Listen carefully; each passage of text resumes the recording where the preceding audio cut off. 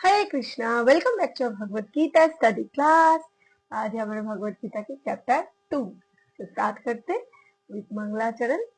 ओम अज्ञानतिमिरान्धस्य ज्ञानञ्जन शलाकया चक्षुरुन्मीलितं येन तस्मै श्रीगुरवे नमः। श्रीचैतन्यमनोभीष्टं स्थापितं येन भूतले स्वयं रूपा कदा मह्यं ददाति स्वपदान्तिकम्।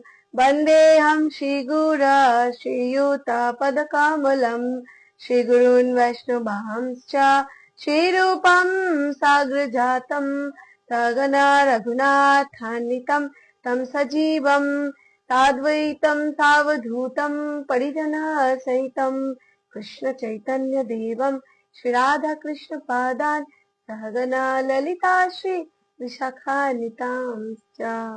हरे कृष्ण। तो हम आज चैप्टर 2 हम लोग कल श्लोका नंबर 13 जो देही नमस्ते यथा देहे, कैसे हमारे एज बढ़ जाते, बॉडी इस शरीर का चेंजेस आते बाल्य अवस्था से वृद्धावस्था तक, है ना, from childhood to old as.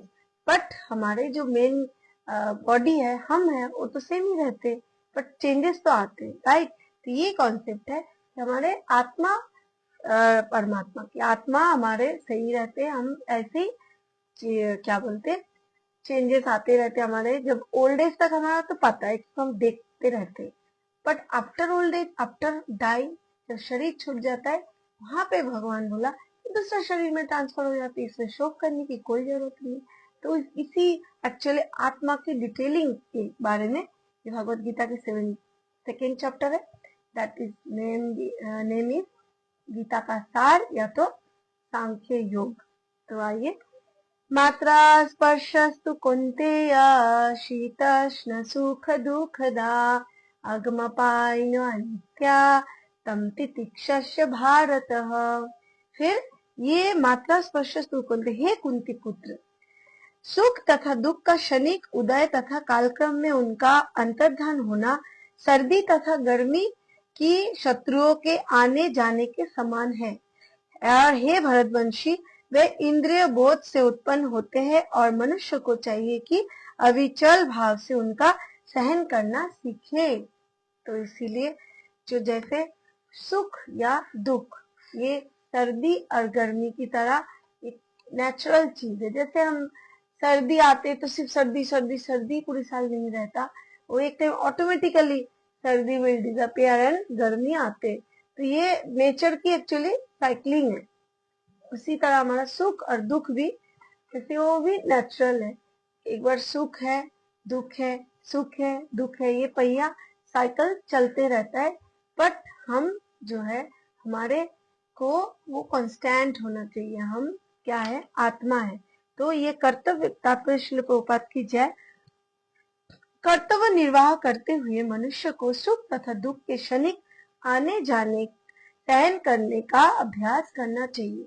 वैदिक आदेशानुसार मनुष्य को मार्च में, जनवरी फरवरी मास में, माघ मास जो उसको बोलते, भी प्रातःकाल स्नान करना चाहिए। और उस समय अत्यधिक ठंड पड़ती है, किंतु जो धार्मिक नियमों को पालन करने वाला है वह स्नान करने में तनिक भी हिचकिचाता नहीं है। मतलब जिसका वो पूरी साल का रूटीन रहता है, वो सर्दियों में भी उनको वो रूटीन बना रहता है। चाहे सर्दी आ जाए, कितना भी ठंड आ जाए, वो अपना रूटीन से नहीं चूकता, क्योंकि उसका अभी करते करते वो अभी प्रो हो चुका है, वो अभी अभ्यास में बदल चुका है, राइट। तो सर्दी उसमें कभी भी बाधा नहीं आता, ऑब्स्टकल्स नहीं आते, राइट। तो ये हम सेम ही बात में अगर इसी प्रकार एक गृहिणी भीषण भीषण गर्मी में भी, जो मई जून का गर्मी होता है, उसमें भोजन पकाने की हिचकिचाती नहीं है। क्योंकि जो भोजन है, आपको तो क्या सर्दी पड़े या गर्मी पड़े, जो आग में तपते हुए भी भोजन पकाना बहुत ही, मतलब कुकिंग करना इट्स वेरी हार्ड, फिर भी बहुत चैलेंजिंग हो जाते हैं, राइट।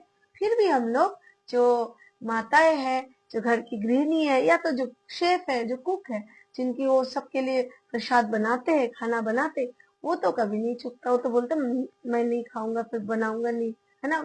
फिर वो कभी बोलता है, क्योंकि साल भर उनका ये काम है तो they are throw into it, they are अभ्यास प्रैक्टिस्ड हो गए।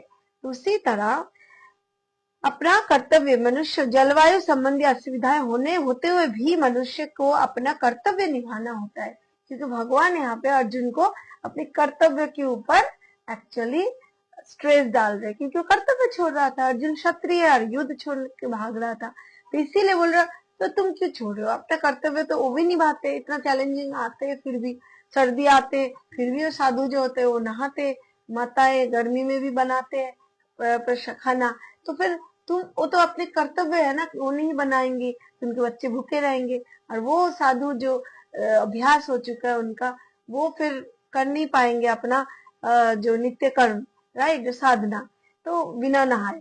तो इसीलिए तो उनकी कोई इस ऑब्स्टिकल्स को, चैलेंजेस को अब वो ओवरकम कर लेते हैं। तो बट हम तुम अर्जुन क्यों कर रहे हो? तुम अपने ये युद्ध से, अपना कर्तव्य से भाग क्यों रहे हो? That is the point. तो इस प्रकार युद्ध करना क्षत्रियो का धर्म, अतः उसे अपने किसी मित्र या परिजन से भी युद्ध करना पड़े तो उसे अपने धर्म से विचलित नहीं होना चाहिए। मनुष्य को ज्ञान प्राप्त करने के लिए धर्म की विधि विधान पालन करने होते हैं, क्योंकि ज्ञान तथा भक्ति से ही मनुष्य अपने आप को माया से, बंधन से छुड़ा सकता है। तो हाँ, यहाँ पे पॉइंट आ सकता है, इतना कर्तव्य में, मतलब अपने सज्जनों के मार के भी कर्तव्य निभाना क्यों इतना जरूरी है? और भगवान बोल रहे ये धर्म निभाना है, कर्तव्य निभाना, अपने आप को, आप इस माया की जगत है, इससे एलिवेट अगर होना है तो आपको इस प्रोसेस से ही गुजरना पड़ेगा। आपको माया की चंगुल, क्या है, आपको क्या बोलते हैं, एडिक्शन से, आपको मोह से ओवरकम करना है। तो जितना कैसे अपने से लड़ो, पहले बाहर वाले से लड़ो, फिर अपने से लड़ो, फिर अपने आप की बॉडी के अंदर जो शत्रु है कि हमारे काम क्रोध लोभ मोह, उससे लड़ो, फिर बिल्कुल फिर आप जाने के लिए भगवत धाम, या अच्छे कुछ चीजें प्राप्ति करने के लिए, ज्ञान प्राप्त करने के लिए आपकी यही प्रोसेस है। तो फिर अर्जुन को जिन दो नामों से संबोधित किया गया, यहाँ पे इंपॉर्टेंट है, महत्वपूर्ण है, क्योंते कहकर संबंधित करने से ये प्रकट होता है कि वह अपनी माता की ओर से संबंधित है, और भारत के जो है भारत बोला तो उसके पिता की और पितृकुल से संबंध प्रकट होता है, क्योंकि भरत राजा के आगे जाके कुरुवंशी, भरतवंशी जो है, भरत राजा जो भारत की नामकरण के बहुत अच्छे राजा था, भागवतम में है, उन्हीं की वंशज ही ये हमारा राजा शांतनु है,